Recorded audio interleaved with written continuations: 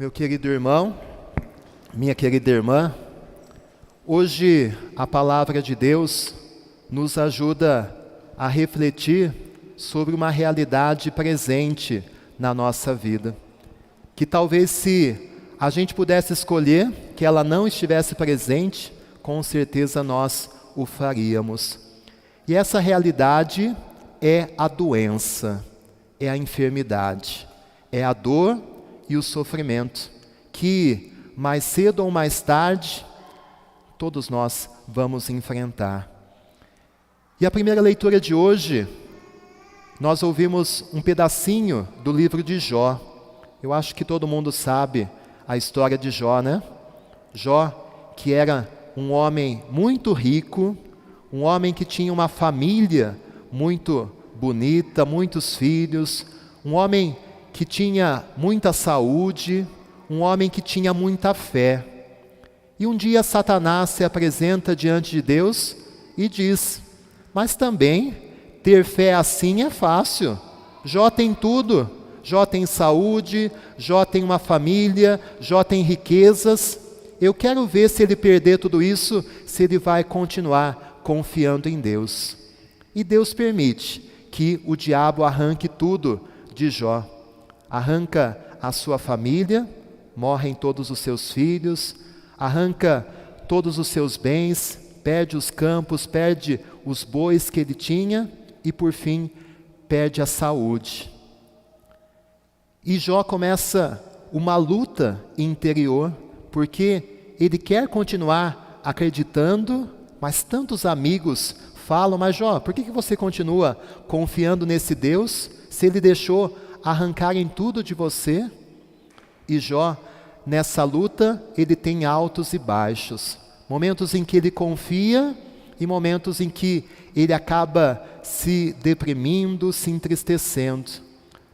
E o pedacinho da leitura que nós ouvimos hoje é justamente um desses momentos de depressão, de tristeza, em que Jó está meio revoltado e na sua doença, na sua dor, ele grita a Deus: mas Senhor, a vida aqui na terra é uma luta, a gente vive como um mercenário, como um escravo que não vê a hora de ficar um pouquinho na sombra, de descansar, como um trabalhador que fica esperando o seu pagamento. Se eu estou deitado, eu não vejo a hora de poder levantar um pouco. Se eu levanto, eu não vejo a hora de deitar, porque a dor é tanta. Os meus dias são só sofrimento, só dor. Eu não tenho mais esperança, eu não tenho mais felicidade. Jó, que se deixa dominar pela tristeza, da dor e do sofrimento.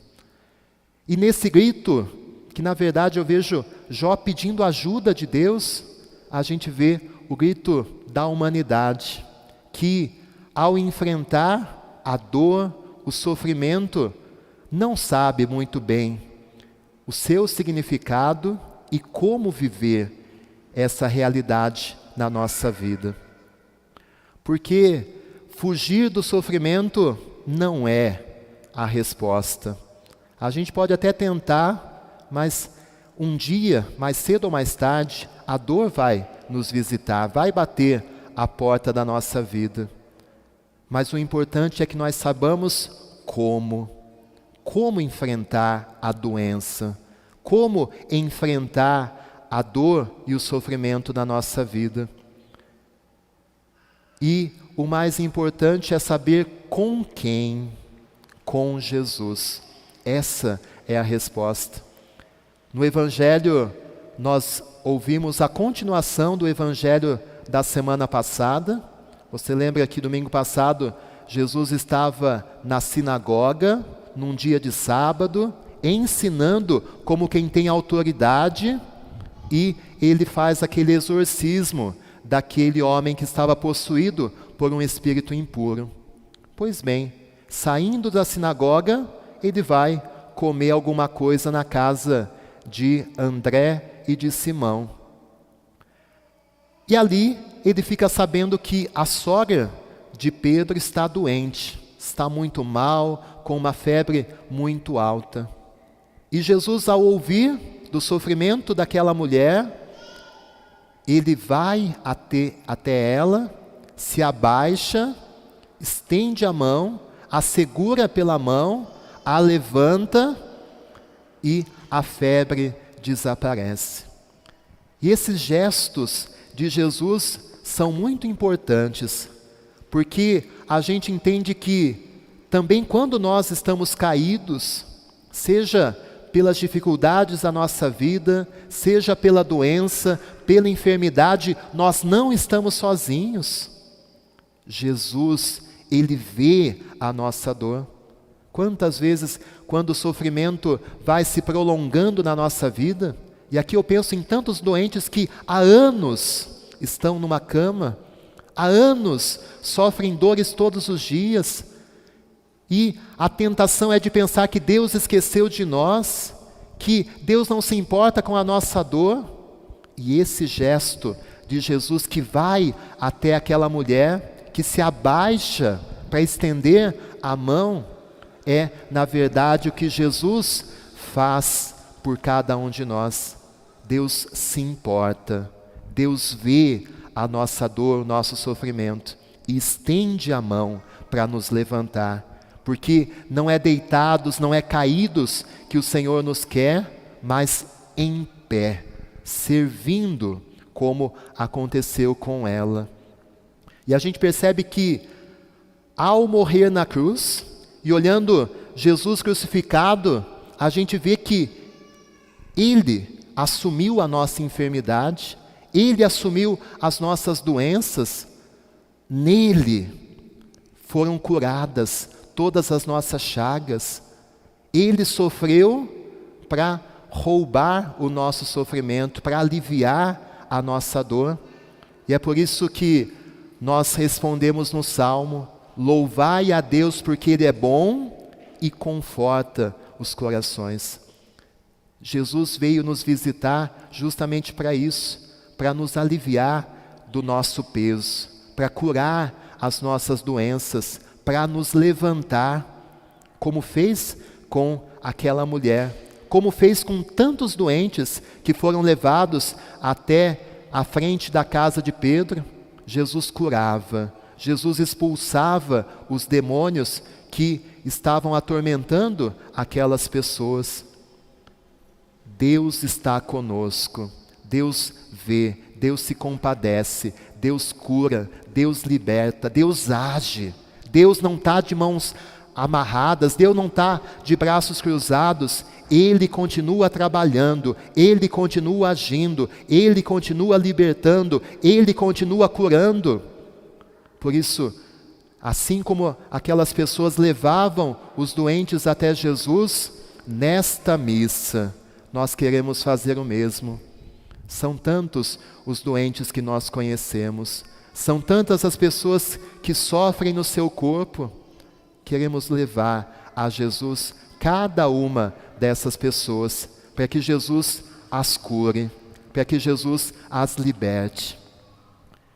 E ao agir, Jesus não fica só aí, porque o Evangelho nos faz entender que as curas que Jesus realiza não são a coisa mais importante, porque senão Jesus tinha ficado ali.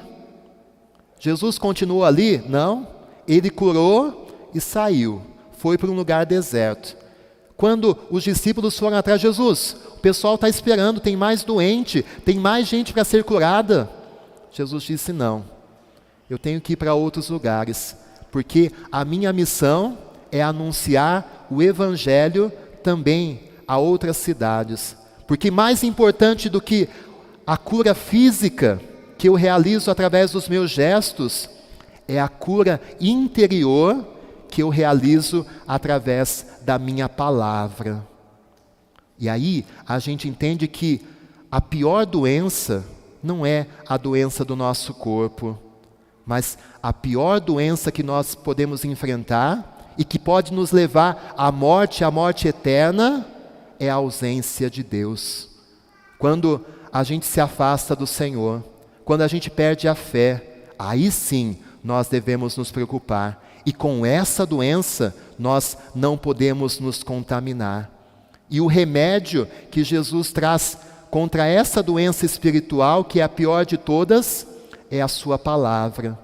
Jesus anuncia a sua boa nova, Jesus anuncia a sua mensagem, porque ela pode nos salvar, porque ela pode nos dar a verdadeira saúde, a saúde da nossa alma. Por isso, quando você reza pedindo a cura para alguém, quando você pede que Jesus haja, entenda que Ele pode curar no corpo e na alma. E às vezes você tem rezado, você tem pedido e talvez não tenha acontecido a cura no corpo. Saiba que Deus está curando a alma daquela pessoa. Nós vimos nesses últimos dias 3 irmãs das servas do Senhor falecidas, 2 sacerdotes da nossa arquidiocese. Quanta oração eles receberam, quantos pedidos. Deus não quis curar esses irmãos e tantos outros que estão falecendo nesses tempos? Com certeza quis. Talvez não no corpo, mas com certeza em sua alma. Então a nossa oração pelos doentes nunca é perdida. Quanta gente se revolta quando rezou e a pessoa acaba morrendo. Nós não sabemos a ação de Deus.